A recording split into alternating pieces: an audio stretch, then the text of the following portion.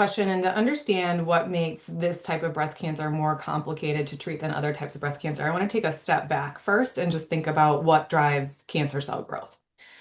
So the way that I like to think about this is really making an analogy about driving a car. So when we drive a car down a street, there is a speed limit. So let's say we're driving down a street that's the speed limit is 25 miles an hour. Cancer cells, very simply, are going over the speed limit. So there can be cancer cells are growing and dividing more quickly than the other cells around them. So that process in their biology has been accelerated.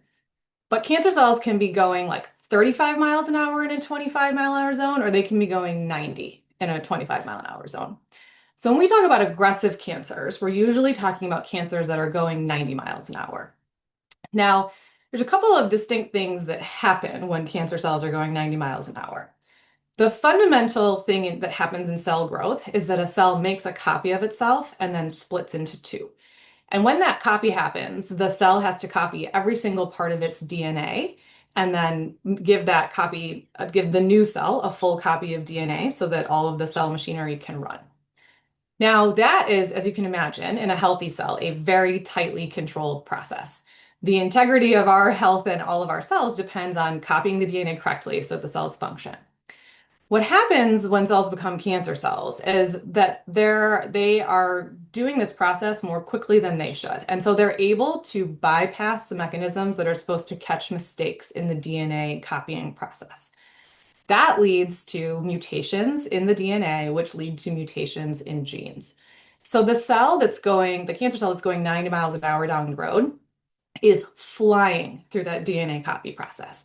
Tons of errors happening in the DNA copy process, and it's happening over and over and over again. So each new set of cells has new problems in the DNA copy process. And that is one thing that makes it inherently difficult to treat. So when we then put this in context of HER2 positive breast cancer, the HER2 protein in many breast cancer cells gets expressed on the cell surface more than it should. Again, because there's a change in the DNA that's leading this protein to pop up more places than it should. And it being there is driving that cancer cell growth. So the HER2 changes are driving growth, and particularly in those really fast cells, they're driving drug resistance. So as there's more DNA changes accumulated in the HER2 gene, like DNA, there's more changes on the cell that pop up. And so that there's more than groups of cancer cells that can evade the mechanism of the medicines that they're using.